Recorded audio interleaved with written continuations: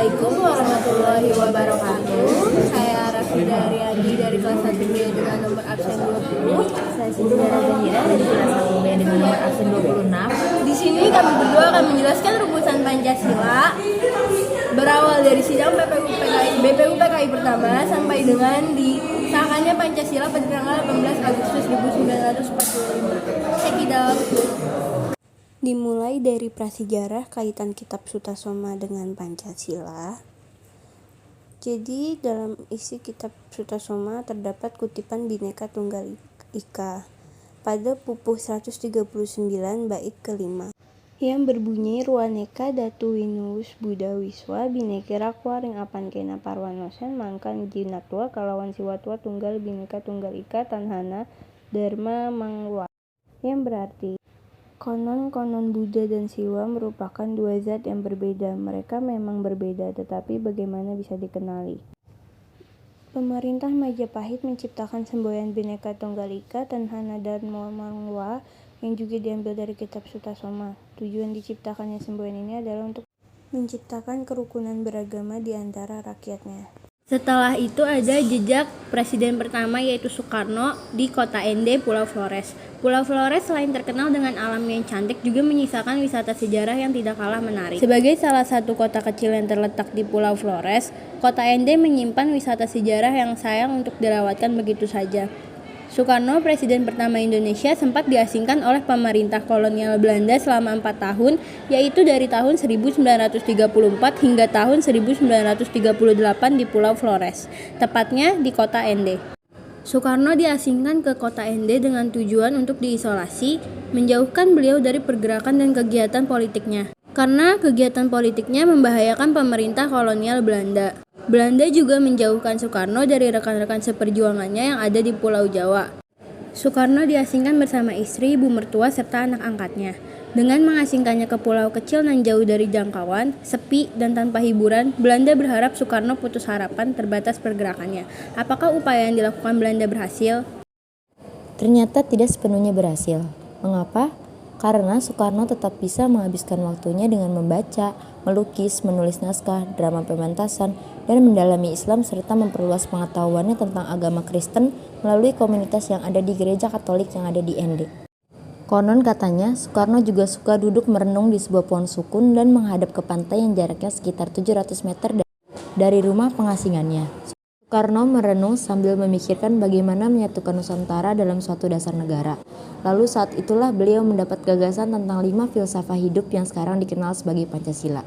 5 filsafah hidup yang terinspirasi dari 5 rukun Islam, 5 panca indera, 5 Pandawa, dan 5 cabang pohon sukun.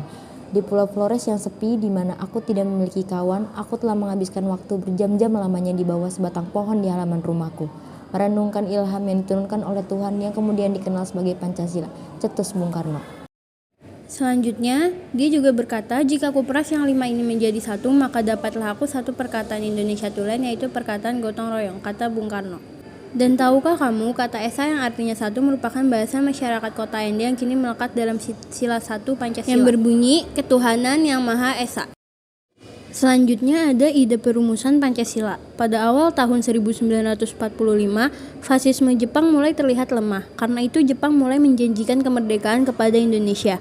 Lalu pada tanggal 29 April 1945 dibentuklah BPUPKI atau Badan Penyelidik Usaha Persiapan Kemerdekaan Indonesia yang beranggotakan 59 orang dan didominasi oleh tokoh-tokoh pergerakan seperti Soekarno dan Hatta. Di situ tugas BPUPKI adalah merancang pembentukan negara Indonesia.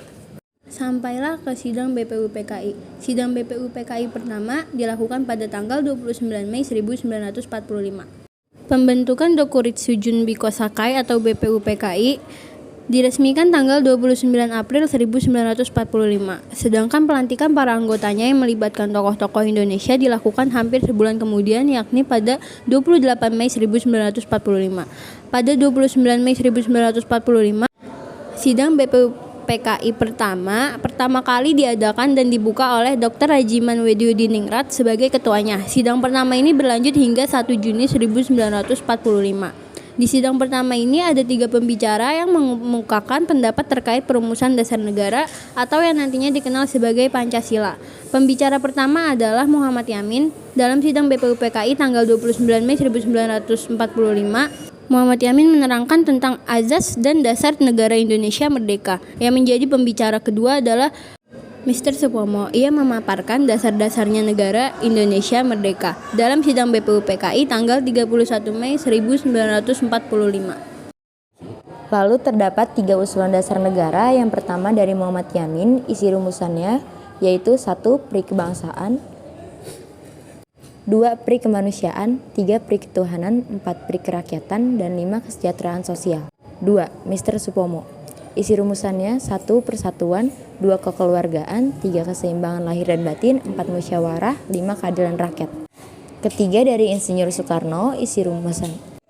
Yang ketiga dari Insinyur Soekarno, isi rumusannya pertama kebangsaan Indonesia, yang kedua internasionalisme atau pri kemanusiaan, 3. Mufakat atau demokrasi, 4. Kesejahteraan sosial, dan 5. Ketuhanan yang berkebudayaan. Lalu ada panitia 9 yang terdiri dari Soekarno, Muhammad Hatta, Muhammad Yamin, Ahmad Subarjo, A.A. Maramis, Abdul Qadir Muzakir, Wahid Hashim, Agus Salim, dan Abi Kusno Cokro Sujoso. Pada tanggal 22 Juni 1945, panitia kecil mengadakan pertemuan dengan 38 anggota BPUPKI. Dalam pertemuan tersebut dibentuk pula panitia kecil lain yang beranggotakan 9 orang, atau yang dikenal dengan panitia 9. Panitia 9 dalam sidangnya tanggal 22 Juni 1945 menghasilkan rumusan dasar negara atau pembukaan hukum dasar yang disebut dengan Undang-Undang Dasar.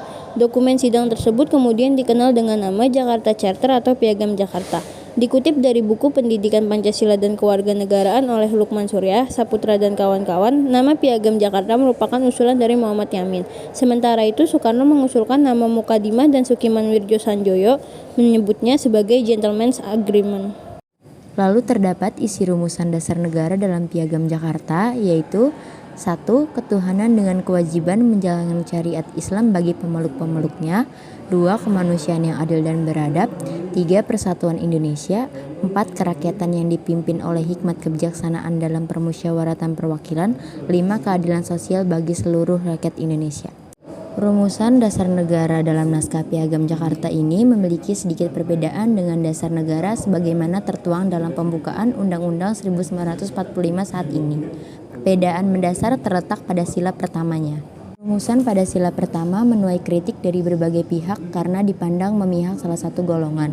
Beberapa tokoh perwakilan dari Indonesia Timur menyatakan keberatan dengan sila pertama dalam rumusan tersebut. Salah satunya Alexander Andreas Maramis atau A.A. Maramis. Pasalnya rakyat Indonesia tidak hanya berasal dari kalangan muslim saja. Hal itulah yang menjadi salah satu latar belakang perubahan rumusan sila pertama menjadi ketuhanan yang Maha Esa. Sejarah Lambang Negara. Pada tanggal 10 Januari 1950, pemerintah RIS membentuk panitia teknis bernama Panitia Lambang Negara di bawah koordinator Menteri Zonder Portofolio Sultan Hamid II atau pria berdarah campuran Arab Indonesia.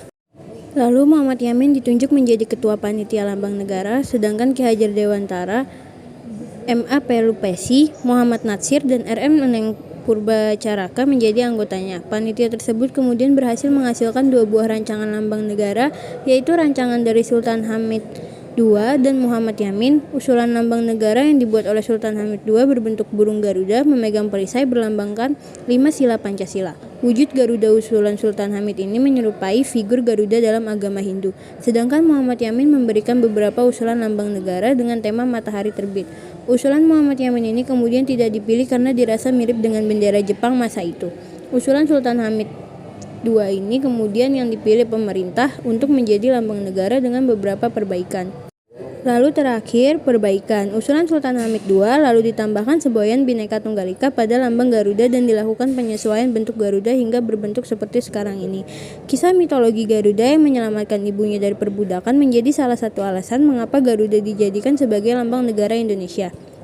Dirasa memiliki kesamaan nasib dengan Garuda untuk membebaskan rakyatnya dari penjajahan dan penindasan. Selain itu, Sultan Hamid II menjadikan Garuda sebagai inspirasi karena kebesaran dan kegagahan burung mitologi tersebut. Sultan Hamid II berharap Indonesia yang baru berbentuk itu dapat menjadi negara yang besar dan kuat sebagaimana burung Garuda. Akhirnya rancangan Sultan Hamid II yang berupa Raja Wali Garuda Pancasila menjadi pilihan. Atas dasar Soekarno selaku presiden disempurnakan menjadi lambang negara Indonesia. Pada 11 Februari 1950, lambang Garuda Pancasila digunakan untuk pertama kalinya dalam sidang Kabinet Republik Indonesia Serikat atau RIS. Kemudian pada 15 Februari 1950, lambang ini diperkenalkan untuk pertama kali di Hotel Des Indes, Jakarta. Sekian pemaparan materi yang bisa kami berikan. Kurang lebihnya mohon maaf. Assalamualaikum warahmatullahi wabarakatuh. Terima kasih.